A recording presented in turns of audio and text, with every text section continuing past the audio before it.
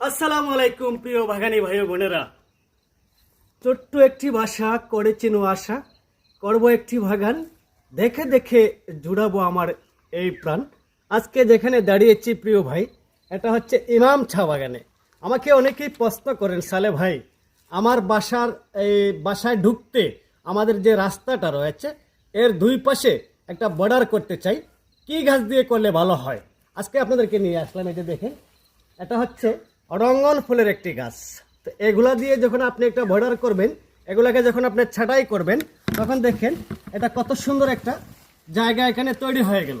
পাশাপাশি আরেকটা বিষয় হচ্ছে, এখান থেকে আপনি যদি ফুল জাতীয় যেগুলো দিয়ে বর্ডার করবেন, সেগুলোর থেকে আবার ফুলও পাইতেছেন।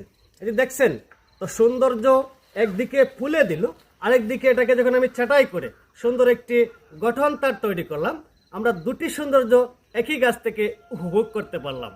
যারা